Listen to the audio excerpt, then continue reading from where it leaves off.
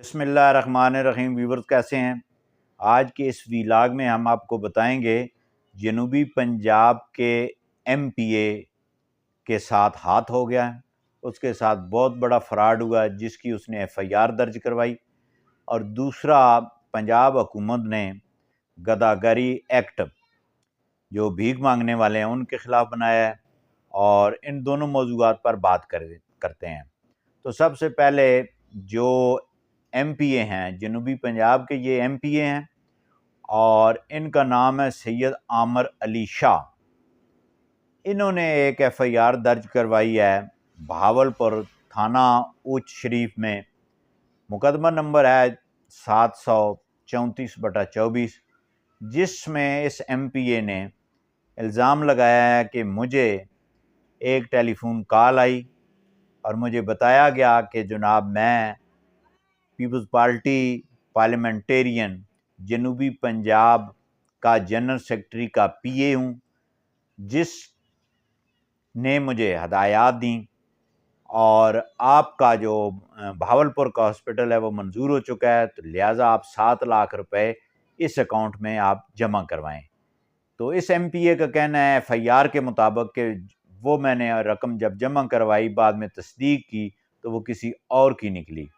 اچھا، وہ ایک یہ ایف آئی آر جو ہے وہ چاک آؤٹ ہوئی۔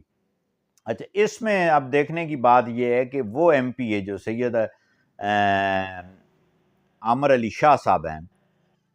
آیا وہ ایم پی اے صاحب ہیں انہوں نے یہ 7 لاکھ روپے کیوں ٹرانسفر کیے؟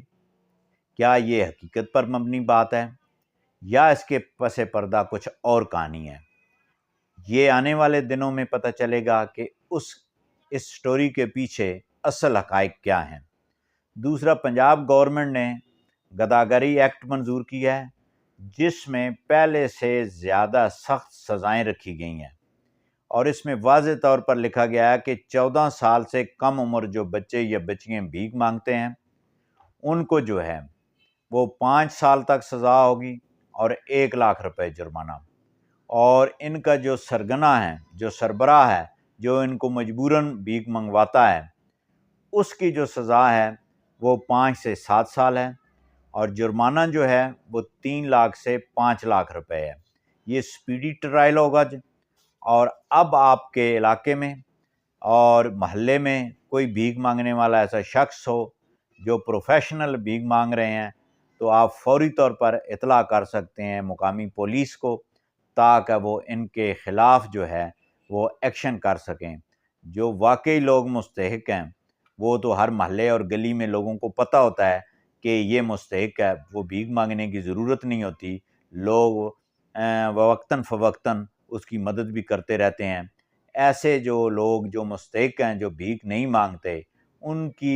کا حق مارنے کے لیے یہ پروفیشنل گداگری جو ہیں، یہ بھیک مانگنے والے پروفیشنل لوگ ہیں، ان کا کلا کما ہونا بہت ضروری ہے۔ بہت شکریہ۔